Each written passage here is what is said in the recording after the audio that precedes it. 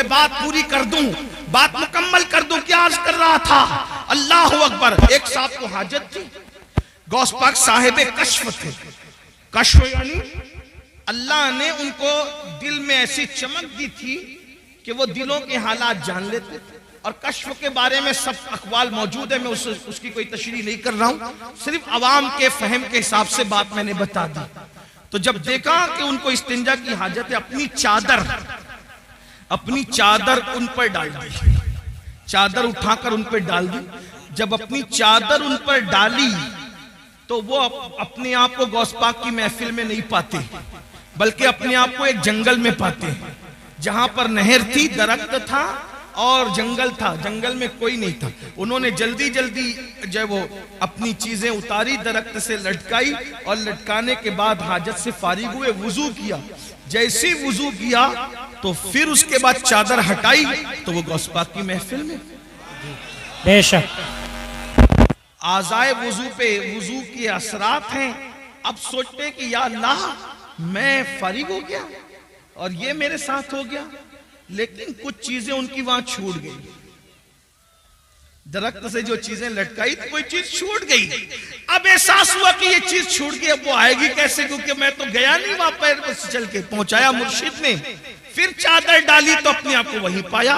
तो वहां जहां वुजू किया था, वुजू के पानी के असरात भी मौजूद थे और फिर इस्तिंजा के असरात भी मौजूद थे। तो वहां से अपनी वो चीज दी, फिर चादर हटाई, फिर गौस पाक की महफिल।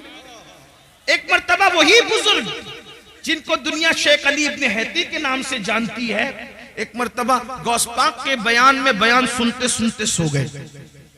मुकर्रिर पे बहुत बिजली गिरती है दोस्त, जब कोई उसकी तकरीर में आपस में बात करे, चिल्लाए या सो जाए। इसलिए कि हालांकि मैं वो आदमी नहीं हूं, मैं तो बिल्कुल अवाम में से हूं, अनपढ़ सा आदमी हूं, मेरी कोई हैसियत नहीं। लेकिन मुकर्रिर जो तकरीर 1 घंटे की करता है ना, कम से कम 4 घंटे वो मेहनत करता है जब 1 घंटे की तकरीर तैयार हो। तो उसको ऐसा लगता है यार मैं पूरी जान निकाल के डाल रहा हूं, ये आपस में बात क्यों कर रहे हैं, ये सो क्यों रहे। लेकिन जब से मैंने वाकया पढ़ा है ना, तो मुझे कभी कोई सोता है तो उतना टेंशन नहीं होता है। क्यों? क्योंकि जब अब्दुल कादिर जिलानी मेरे मुर्शिद की महफिल में लोग सो जाते थे, तो अगर कादरी की महफिल में सो जाए, वो मेरी भी कोई महफिल भी तो उन्हीं की है, हमारी क्या महफिल। एक दोस्त तो कह रहे थे मुझे कि देखो आपके नाम पे इतने लोग आ गए। मैंने कहा तौबा कर, मेरे नाम पे कौन आता है, मेरी क्या औकात है, मेरी क्या हैसियत। गौस पाक के नाम पे आए, रसूलुल्लाह के नाम पे आए, अल्लाह के नाम पे आए। ये बात आज के बाद कभी मत कहना कि मेरे नाम पे, मेरी क्या औकात है। मैं तो उनके गदाओं में से एक गदा हूं, मैं तो उनके मंगतों में से एक मंगता हूं, उनके सगों में से एक सग हूं। और वो भी तो मैं कह रहा हूं, वो कबूल कर ले तो उनका करम। बेशक मेरी क्या औकात। इस तरह की बातें ना कहा करो। ये जितने लोग आते हैं वो अल्लाह के नाम पे आते, रसूलुल्लाह के नाम पे आते, औलिया अल्लाह के नाम पे आते। हमारे नाम पे कोई नहीं आता, हमारा नाम इस काबिल नहीं। हम तो अभी इसी फिक्र में बैठे हैं कि ईमान पर खात्मा हो जाए तो हमारे मुकद्दर की मिराज है, लेकिन उसकी भी कोई गारंटी नहीं है किसी की। आप क्या समझ रहे हैं? बहुत धींगा मस्ती करने की जरूरत नहीं है, अपनी आखिरत की फिक्र करो। सरकार गौसे आजम का मर्तबा क्या है, मर्तबा देखो। उनकी महफिल में सोने वाले सो गए, गौस पाक खिताब छोड़कर उसके आगे हाथ बांध के खड़े हो, मुरीद के आगे पीर हाथ बांध के खड़ा, महफिल पे सन्नाटा। भाई अगर कोई मुकर्रिर किसी एक आदमी की तरफ मुतवज्जह हो जाए तो क्या हाल होगा उसका। पूरा मजमा, वो भी फिर कहता हूं 70,000 का मजमा होता था गौस पाक की महफिल में। और गौसे पाक ये तो सामने लोग होते थे, जब खिताब करते थे तो कहते थे अल्हम्दुलिल्लाह, फिर चुप हो जाते थे, फिर दूसरी बार कहते थे अल्हम्दुलिल्लाह, खुतबा शुरू कर दी। लोग कहते हैं अब 2 बार अल्हम्दुलिल्लाह क्यों कहते हैं। कब पहली बार जब कहता हूं ना तो पूरी दुनिया के जो वली होते हैं अपने अपने गांव में, अपने अपने शहरों में, अपने अपने देहातों में, अपने अपने घरों में, पहली बार की अल्हम्दुलिल्लाह सुनकर सारे काम छोड़ देते और अटेंशन होकर के खिताब सुनने लग जाते। बेशक यानी पहली बार की अल्हम्दुलिल्लाह अटेंशन, वो उनको मुखातब किया जा रहा है, खिताब शुरू हो गया। अल्लाह के शुक्र से खिताब, ये गौस पाक है। लोग कहते हैं मुझे इंटरनेट पर इतने 1000 लोग सुनते हैं। मैंने कहा इंटरनेट की खैरात है मेरे अजीज, जब इंटरनेट का नाम भी लोगों को पता नहीं था, जब भी मेरे गौस का खिताब पूरी दुनिया के वली अपने अपने शहरों में सुना करते थे। बेशक। हाँ, दुनिया बहुत पीछे है, मगर इतना जरूर है कि जब ये कह दिया तो लोगों ने कहा क्या कह दिया, कानी गंडी किस्सा हो गया। मैंने कहा इंटरनेट की चिप पर तो ईमान लाया है, अल्लाह की कुदरत पर कभी ईमान लाएगा? जब सैटेलाइट पूरी दुनिया में तकरीर पहुंचा सकता है तो अल्लाह नहीं पहुंचा सकता? और ये सैटेलाइट भी क्या अल्लाह की कुदरत से बाहर है? माअल्लाह, दुनिया में जो कुछ जिसके जरिए से हो रहा है, जो कुछ ज़हूर पजीर है, वो मेरे अल्लाह की कुदरत का करिश्मा है। बेशक बेशक। इन्नल्लाह अला कुल्ली शैइन कदीर। ये नसीब की बात है। कोई सैटेलाइट की ताकत को मान गया और कोई अल्लाह की कुदरत को मान के कहता है कि अल्लाह वो है जिसने अब्दुल कादिर का खिताब बगैर किसी जरिए के पूरी दुनिया के वलियों को सुनवा दिया। बेशक, सुभान अल्लाह। कुदरत है ये, जो कुछ है वो अल्लाह की कुदरत है। तो बहरहाल सरकार गौसे आजम ने देखा एक बंदा सो रहा है, और वो कौन है? हजरत सैयदना शेख अली इब्ने हैती है। वो सो रहे थे, आपने हाथ बांधकर खड़े हो गए, देर तक खड़े रहे हाथ बांधकर। जब शेख की आंख खुली, मुर्शिद को हाथ बांध के खड़े देखा, पूरा मजमा सन्नाटे में परेशान, ये भी परेशान। जब फिर खिताब शुरू हो गया, खिताब पूरा हो गया। जब खिताब पूरा हो गया तो लोगों के अंदर चेमे गोइयां होने लगी। भाई कुछ भी बात होती है तो बात तो होती है, तो ये हजरत ने आज कैसे की, हजरत ने आज कैसे की। आखिर किसी ने पूछ लिया, हुजूर आप शेख के सामने हाथ बांध के, मुरीद और खलीफा के सामने हाथ बांध के खड़े थे।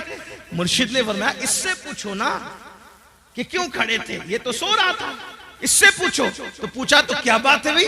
तो कहा जैसी हजरत के खिताब में मेरी आंख लगी तो क्या देखा कि रसूलुल्लाह तशरीफ लाए। बेशक, सुभान अल्लाह सुभान अल्लाह। उस महफिल में हुजूर तशरीफ लाए हैं। तो मुर्शिद गौसपाक कहते हैं ये जो सोते सोते देख रहा था, मैं जागते जागते देख। वाह वाह वाह वाह, सुभान अल्लाह सुभान अल्लाह। ये गौसपाक की शान है, मुर्शिद गौसपाक का मकाम। तो बात समेटते हुए, लेकिन इस मकाम को पाने के बाद भी, बात समेट, इस मकाम को पाने के बाद भी सरकार गौसे पाक रोते थे। तवज्जो, कुम बिस्मिल्लाह कह के मुर्दा जिंदा कर दे। जिसके खिताब में गौस पाक की इज्जत को बढ़ाने के लिए खुद अल्लाह के रसूल तशरीफ लाए। सोचें क्या जात होगी जिसके खिताब की महफिल की इज्जत बढ़ाने के लिए हुजूर आए, खिज़र आए, मूसा अलैहिस्सलाम आए, अंबिया आए, मौला अली आए। मेरे इमाम कहते हैं कि औलिया क्या खुद हुजूर आए, वो तेरी वास की महफिल है या गौस, वो तेरी वास की महफिल है या गौस, ये शान है। फिर रोते हैं। किसी ने रोने का सबब पूछा, या गौसुस सकलैन क्यों रोते हैं, रोने की वजह क्या है? फरमाते हैं अब्दुल कादिर के लिए ईद का और खुशी का दिन वो दिन होगा जिस दिन ईमान पर उसको खात्मा नसीब होगा, जिस दिन मेरा खात्मा ईमान पर होगा। और गौसे पाक फरमाते हैं जो ईमान पर खात्मे की फिक्र न करे, तवज्जो कर ले, जो ईमान पर खात्मे की फिक्र न करे, गौसे आजम फरमाते डर है कि जब मरेगा तो उसका खात्मा खराब हो जाएगा, उसका खात्मा कुफ्र पर होगा।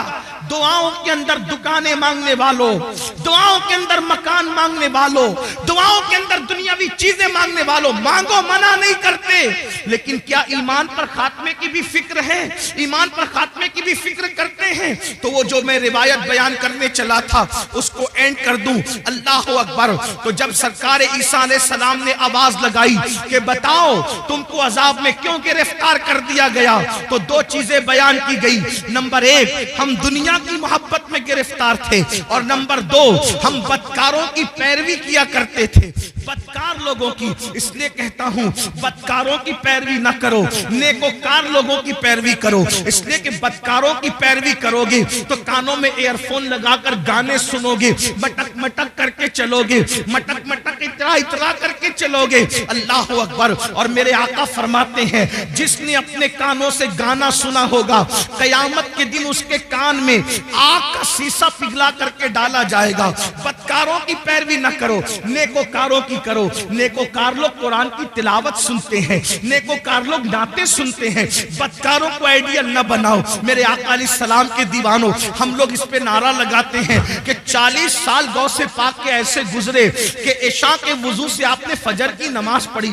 हर रात वुजू करते थे और इशा उसकी वुजू से ही फजर पढ़ते थे, यानी पूरी रात आप इबादत में रहते थे। मैं कहता हूं कम से कम गौ से पाक को आइडियल बना लो। और आप और हम इशा के वुजू से फजर नहीं पढ़ सकते, कम से कम कादरी होने की निस्बत से इशा के वुजू से इशा ही पढ़ा करें और फजर के वुजू से फजर ही पढ़ा करें। मेरे भाइयों, मौत आने वाली है, घाटी से गुजरना है, कब्र में जाना है।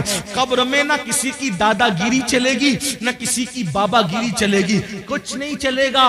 कब्र में तो करवट भी नहीं बदल सकते।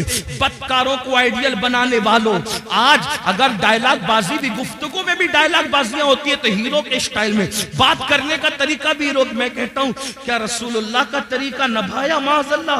अल्लाहु अकबर। जिसकी सीरत भी बेमिसाल, जिसकी सूरत भी बेमिसाल, अल्लाह अल्लाह कहा जाता है। हजरत उस्ताद ज़मान ने या मौलाना हसन ने कहा, हजरत मौलाना हसन बरेलवी ने कहा था कि तेरी सीरत, तेरी सूरत जमाने से निराली है। तेरी सीरत, तेरी सूरत जमाने से निराली है। तेरी हर हर अदा प्यारे, दलीले बेमिसाली है। मेरे भाइयों, आइडियल बनाना है तो अल्लाह वालों को बनाओ, अल्लाह वालों के तरीके पे चलो, उनके नक्शे कदम पर चलो। बदकारों को आइडियल न बनाओ।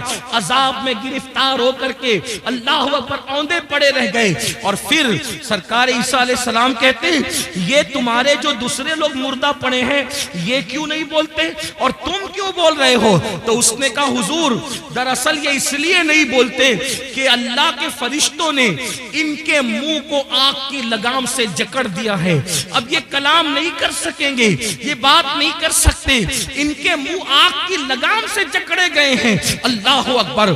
फिर आपने फरमाया कि तू क्यों बोल रहा है? उसने कहा मैं इन लोगों में से नहीं हूं, हकीकत में इन लोगों में से नहीं हूं। जब इन पर अजाब नाजिल हुआ तो मैं इनके साथ बैठा हुआ था, यानी मैं मुजरिम नहीं हूं। अजाब नाजिल हुआ तो इनकी सोहबत में बैठा हुआ था। इनकी सोहबत की वजह से मुझ पर भी अल्लाह का अजाब आ गया, यानी मुजरिम ना होकर सिर्फ गुनहगारों की दोस्ती और सोहबत की वजह से मैं भी अल्लाह के अजाब में गिरफ्तार हो गया। और वो कहता है ईसा दुआ करें कि मेरे लिए निजात हो, क्योंकि अल्लाह ने मुझे जहन्नम के किनारे पर उल्टा लटका दिया है और अब मैं नहीं जानता कि मुझे जहन्नम में डाला जाएगा या मुझे छोड़ दिया जाएगा। आप मुझे बताओ मेरे भाइयों, जो गुनहगारों की सोबत में रहे उन पर भी अजाब आता है। आज हमें क्या हो गया?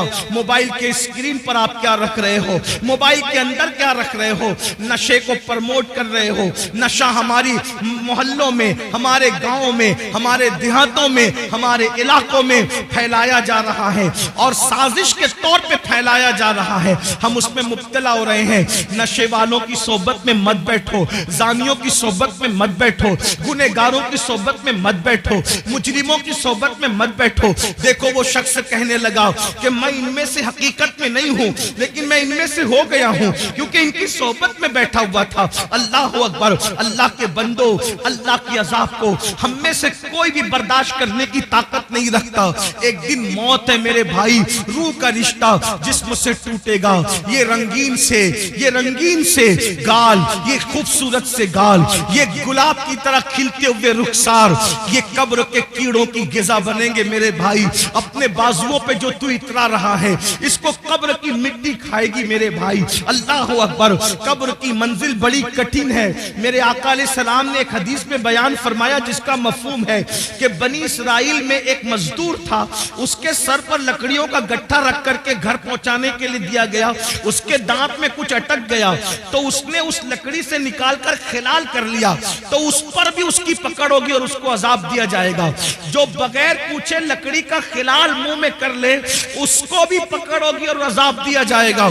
जो लोगों के पैसे हड़प करके भाग जा रहे हैं, हत्ता कहा कि अल्लाह अकबर, लोगों को धोखा दे करके पैसे खा ले रहे हैं, हराम और हलाल में तमीज नहीं कर रहे हैं, सबको एक धुन सवारे, करोड़पति बने, शॉर्ट टाइम के अंदर तरक्की करने का चक्कर, शॉर्टकट में तरक्की करने का चक्कर, कोई सूद की तरफ जाकर, कोई हराम की तरफ जाकर। मेरे भाई, नमरूद का क्या हाल हुआ, फिरौन का क्या हाल हुआ, यजीद का क्या हाल हुआ, आप मुझे बताए ना। ये अपने अपने दौर के बड़े बड़े दौलतमंद थे। अबू जहल का क्या हाल हुआ, ये कोई छोटा मोटा दौलतमंद आदमी नहीं था, अरब का बड़ा ताजिर था। अबू लहब का क्या हाल हुआ, बड़ा ताजिर था, सरदार कहलाता था, क्या हाल इनके हुए। जरा सोचो, इन्होंने हलाल और हराम में तमीज नहीं की, इन लोगों ने आखिरत पर ईमान नहीं लाया, क्या अंजाम हुआ उनका। और वो बिलाल जिसे दुनिया गुलामी का ताना देती है, वो अल्लाह के रसूल पे ईमान लाए और उन्होंने अल्लाह के कानून पे अमल किया, तो दुनिया ने एक दिन उनको देखा। बिलाल काबे की छत पे नजर आते हैं और काबे की छत बिलाल के नीचे नजर आती है। ये इज्जतें थोड़ी है, ये इज्जतें कम है। याद रखो, मैं ये नहीं कहता कारोबार ना करो, तिजारत करो, मालदार बनो हलाल जरिए से। शॉर्टकट के चक्कर में चोरी करना, डकैती करना, मोबाइल चोरी करना, हराम की तरफ जाना, बचत के नाम पर सूद के धंधे करना, इस्लाम इसकी इजाजत नहीं देता। अपने मुकद्दर में जो लिखा है मेरे भाई, उसको कोई छीन नहीं सकता। जब माँ के पेट में मुकद्दर का लिखा हुआ पहुंचा, तो दुनिया में आने के बाद क्यों नहीं पहुंचेगा? बिल्कुल पहुंचेगा। अल्लाह पे यकीन रखो, अल्लाह पे ईमान रखो, मेहनत करो, काविश करो, कोशिश करो। और आपको बताऊं, अल्लाह के रसूल फरमाते हैं, जिस दुनिया के हलाल का हिसाब होना है और जिसके हराम पर अजाब होना है, वो दुनिया से क्या लोग जी। जिसके हलाल में हिसाब है और जिसके हराम में अजाब। हलाल भी है तो हिसाब देना पड़ेगा, और अगर अल्लाह रहम करे तो करे, वरना अल्लाह जिससे हिसाब ले, कौन अल्लाह को जवाब दे। मेरे भाई, अगर पीर की सही इज्जत करते हो ना दिल से, तो पीर को जवाब देने में शर्म आती। पीर से बात करने में हाथ कांपते, मोबाइल पे हाथ कांपते हैं। हमने अपने मुर्शिद इजाजत को जब भी फोन किया, हाथ कांपे। कैसे बात करें, क्या बात करें, बेअदबी ना हो जाए। अगर मुर्शिद से सही मोहब्बत हो तो उसको जवाब देने में जबान कांपती है, अल्लाह को क्या जवाब दें। वो अल्लाह जो कहता है, वह तुकल्लिमुना ऐदीहिम व तशहदु अर्जुलुहुम बिमा कानू यक्सिबून, मुंह पे मुहर लगाएगा, आजा कलाम करेगा। अल्लाह कहां हो, मरना है ये दुनिया में हमेशा, कौन रहा जो हम रहेंगे। आखिरत की तैयारी करो, अल्लाह की बारगाह में हिसाब नहीं दे सकते, दुआ करो बेहिसाब बख्शे जाए। गौसे पाक जिनका जिक्र आपने सुना, काबे का गिलाफ पकड़ के कहते, अल्लाह अगर अब्दुल कादिर के अमाल तेरी बारगाह में कबूलियत के लायक नहीं है, तो कयामत में अब्दुल कादिर को अंधा उठाना। ये वो लोगों की खशियत। गौसे आजम दाढ़ी पकड़कर रातों को रोते अल्लाह के खौफ से। आप देखें, गौस पाक ने अपना कोई घर नहीं बना, बहुत मालदार थे गौसे पाक, रोजाना नया लिबास पहनते थे और इतना कीमती पहनते थे कि उतना बादशाह वक्त को भी मैसर नहीं आता था, इतना कीमती पहनते। रातों को रोते दाढ़ी पकड़ के, अल्लाह मैं तेरी बारगाह के अंदर जब वो क्या जवाब दूंगा, जब तू मुझसे सवाल पूछेगा, हिसाब लेगा, क्या जवाब। और ये नया नफ्स के लिए नहीं पहनते थे, बहाना था, आज मैं पहनूंगा, कल किसी गरीब को पहना दूंगा, इस नीयत से नया पहनते थे। जी बेशक, ये फिक्र थी। फरमाते हैं कि नेकियों के दफ्तर को मैंने उलट पलट कर देखा, खाना खिलाने से बड़ी कोई नेकी मुझे नजर न आई। सरकार गौसे आजम फरमाते हैं, मेरा दिल चाहता है कि मैं अल्लाह की मखलूक को खिलाता रहूं। खिलाने में बड़ी दिलचस्पी थी। खुदा ने उनकी ये तमन्ना यूं पूरी की कि 11वें के नाम पे आज भी दुनिया खाती नजर आ रही है। सुभान अल्लाह, सुभान अल्लाह। हर वली का उर्स तारीख पर मनाया जाता है, लेकिन ये क्या गौसे आजम है, 17 तारीख को करो तो 11वीं ही है, 15 को करो तो 11वीं ही है, 21 को करो तो भी 11वीं है, 20 को करो तो भी 11वीं है। अरे अभी 11वीं का महीना नहीं है, लेकिन फिर भी गौसे आजम की महफिल सजी हुई है। वाह वाह वाह वाह, सुभान अल्लाह, सुभान अल्लाह। है लेकिन फिर भी वो रोते थे। हम जराइम करके भी हमें रोना नहीं आता। आखिरत के बारे में हम लोग क्या सोचते, अरे मौलाना छोड़ो, ये मौलाना लोग की पुरानी सब बातें हैं और जो होगा देखा जाएगा। अल्लाह करीम है बख्श देगा, अल्लाह रहीम है बख्श देगा, अल्लाह गफ्फार है बख्श देगा। मैंने कहा बिल्कुल वो करीम भी है, रहीम भी है, गफ्फार भी है, लेकिन ये मतलब नहीं है जो आप मतलब निकाल रहे। रहीम करीम गफ्फार बेशक है। क्यों? सैयदा आयशा सिद्दीका को नहीं पता था कि वो गफ्फार है? सैयदा आयशा सिद्दीका कौन है? जिसके बिस्तर पे कुरान नाजिल होता है वो अम्मा आयशा सिद्दीका है। जब मगफिरत की दुआ करते हुए रोती थी तो दुपट्टे से आंसू पोंछते पोंछते दुपट्टा भीग जाता था। सुबह को दुपट्टा ऐसे निचोड़ा जाता था जैसे कपड़े धुल के निचोड़े जाते पानी के बाद। अम्मा आयशा के आंसू ऐसे निचोड़े जाते थे। कोई मुबालगा नहीं कर रहा, उनकी सीरत पढ़ के देख ले। मेरी बहनों का हाल ये है कि अल्लाह अकबर, अल्लाह अकबर, ला इलाहा इल्लल्लाह। माफी चाहता हूं, अपनी बहनों से बुरा मत मानना। ये वाज़ो नसीहत की महफिल है, इसमें हक बात कही जाएगी। नापाकी के आलम में बच्चे की विलादत के बाद 40-40 दिन तक नमाजें छोड़ देती है। 8-8 दिन तक के पाक होने के बाद भी नापाक ही बगैर गुस्ल के रहती है। और फिर इनको घमंड है कि हम जन्नत में जाएंगे। जिसके बिस्तर पे कुरान नाजिल होता है, ऐसी पाकीज़ा जिसकी ततहीर में, जिसकी पाकीज़गी और जिसकी अजमत और इस्मत की शान बयान करने के लिए अल्लाह ने सूरह नूर की आयतें नाजिल फरमाई है। जिसकी तहारत और पाकीज़गी अल्लाह बयान करे, वो अल्लाह अकबर। खुदा जिसकी पाकीज़गी का ऐलान करे वो सैयदा आयशा सिद्दीका रज़ी अल्लाह ताला अन्हा रात रात भर रोए मग़फ़िरत की दुआ करते हुए। और जिनकी जिंदगी में कोई नमाज ही नहीं, जिन्हें यह भी नहीं पता कि ज़ोहर और जुमा के मसाइल क्या हैं औरत के लिए, उनको घमंड है कि हम तो जन्नत में जाएंगे। अल्लाह करे तुम जन्नत में जाओ, सब जाओ, बेहिसाब जाओ, तुम्हारे सदके मैं भी जाऊं, लेकिन बड़ी माजरत के साथ इतनी सस्ती नहीं है मेरे भाइयों जन्नत। और मेरी बहनों सीरियल देख करके वक्त गुजार रहे हो, औरतें बारीक और पतले लिबास पहन चुकी हैं, दुपट्टे को मफलर बना चुकी है। औरतों को नहीं पता अल्लाह के रसूल अलैहिस्सलाम इन औरतों का अजाब याद कर कर के रोते थे। एक दिन सैयदा फातिमतुज़ ज़हरा ने पूछा, बाबा आप घुटनों में सर रख के रो रहे? फरमाते हैं, फातिमा मैंने शबे मेराज औरतों पे जो अजाब होते देखा वो याद करके मुझे आंसू आ रहे हैं। मैं रो रहा हूं कि औरतों को हाल ये था कि उनको उनके बालों से जहन्नम के अंदर औंधा लटकाया गया। औरतों को बांध कर जहन्नम में औंधा लटकाया गया था और उनके सर जो ऐसे खोल रहे थे जैसे चूल्हे पे हांडी खोलती, उनके सर खोलते मैंने देखा। मैं क्यों ना रोऊं फातिमा, उन औरतों का अजाब मुझे रुला रहा है। मेरी बहनों जहन्नम का अजाब ही कुछ कम न था कि जहन्नम में बालों से बांध के लटकाया गया और खोपड़ियां खोल रही थी जैसे चूल्हे पे हांडियां खोलती है। तो पूछा सैयदा ने, बाबा उनकी खोपड़ियां क्यों खोल रही थी, उनको सर के बालों से क्यों बांधा गया था? तो आका फरमाते हैं वो बगैर दुपट्टे के अजनबी मर्दों के सामने जाती थी, सर खोल कर अजनबी मर्दों से के सामने जाती थी, इसलिए उनको इस तरीके से अजाब दिया गया है। मेरी बहनों है अल्लाह के अजाब को बर्दाश्त करने की ताकत। अगर बत्ती का झटका लग जाए, अल्लाह अकबर, अगर चाय गरम गरम एक घूंट मुंह में डाल लो जबान जल जाती है तो दिन भर खाना नहीं अच्छा लगता। मेरी बहनों बताओ, सच्चे नबी का फरमान, सादिको मजदूक का फरमान, रहमतुल लिल आलमीन का फरमान, जिसने अपनी मर्जी से कभी जबान को जुम्बिश ही नहीं दी, अगर यूं ही जहन्नम में डाला जाए तो भी कम नहीं है। वो जहन्नम की आग जिसमें पहाड़ पिघल जाएंगे, उसमें औरतों को औंधा लटकाया जाए, बालों से हांडी की तरह उनका सर खोलने लगे, खोपड़ियां खोलने लगे। वजह क्या? दुपट्टों को मफलर की तरह लटकाकर बगैर दुपट्टे के या सर खोलकर मर्दों के सामने जाती थी, तो ये हाल हुआ।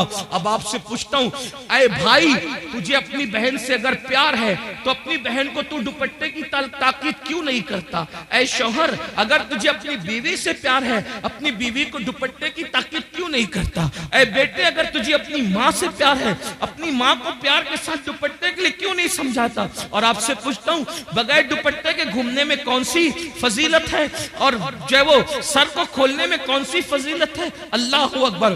कल भी अगर इज्जत मिली थी तो सैयदा फातिमा के नक्शे कदम पर चलने में औरतों को मिली थी, और आज भी मिलेगी तो उसी में मिलेगी। अदाकाराओं को आइडियल बनाने में नहीं मिलेगी। बहनों से कहता हूं, नहीं बर्दाश्त कर सकती मेरी बहन, तुम पर भी और हम भी, कोई बर्दाश्त नहीं कर सकता। तौबा करो। तकरीर की महफिल, वाज की महफिल का मकसद इनकलाब है, तब्दीली है, तौबा है। किसी मर्द के सामने सर खोल के मत जाओ। चचाजाद भाई है, उससे भी पर्दा करो। मामूजाद भाई है, उससे भी पर्दा करो। फुफीजाद भाई है, उससे भी पर्दा करो। ये जो दुनिया के आवारा लोग कहते हैं ना कि पर्दा क्या चीज है, पर्दा क्या चीज है, हमने कहा कोविड में तो सबने पर्दा किया। क्यों पर्दा कराया? तो कहा जरासीम के डर से। मैंने कहा जब जरासीम के डर से मुंह पे मास्क बांध करके पर्दा किया जा सकता है, तो ये इज्जत के लुटेरों के खौफ से अगर कोई इज्जतदार औरत पर्दा करती है तो उसमें हरज क्या है? लोग बड़ी हमदर्दियां जताते रहे, झूठी हमदर्दियां, कि औरतों पर क्या गुजरती होगी जब वो मुंह पे पर्दा बांध करके घूमती होगी। तो हम कहते हैं कोविड ने तो तुम्हें औकात याद दिला दी, तो तुम पर क्या गुजरती थी? सब मुसीबत झेली कि नहीं झेली जरासीम के खौफ से? तो ये जरासीम कम है, ये सिर्फ जान लेंगे, लेकिन ये जरासीम तो आबरू ले लेंगे, ये जरासीम तो आबरू ले लेंगे, ये जरासीम तो ईमान ले लेंगे।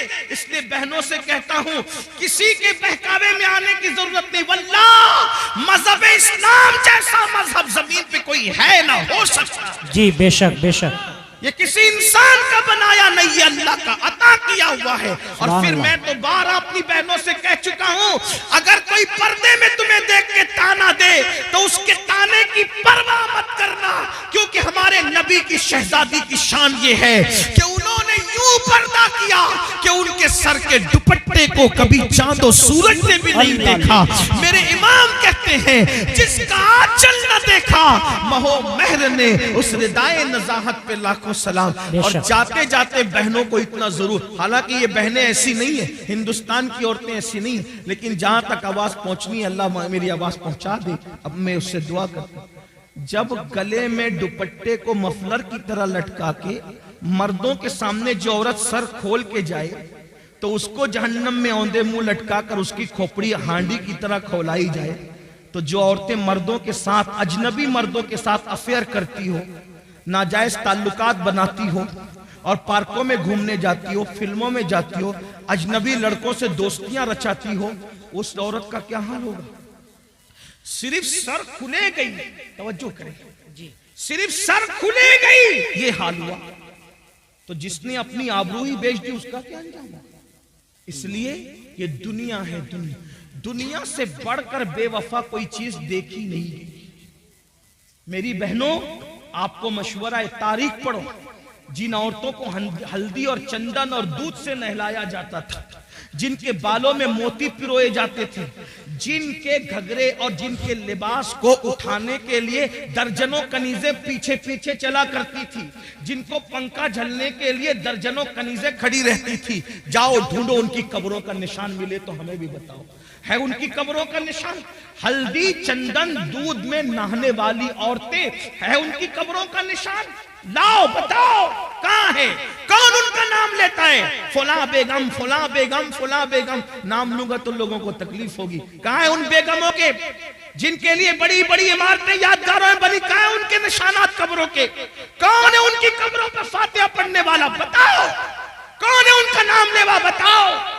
कुछ नहीं बचा, लेकिन वो सैयदाए कायनात, वो मखदूमे कायनात, वो मलका फिरदौस बरी, वो हसनैन की अम्मी, जिसके घर में 3-3 महीने तक चूल्हे नहीं जलते थे, जिसने 17-17 पेवन वाला दुपट्टा पहना, जब तकवा और परहेजगारी इख्तियार की, खुदा ने वो मकाम अता किया कि आज भी जुमा का खतीब जब तक नामे फातिमा नहीं लेता उस वक्त तक खुतबा मुकम्मल नहीं। बेशक, सुभान अल्लाह, सुभान अल्लाह।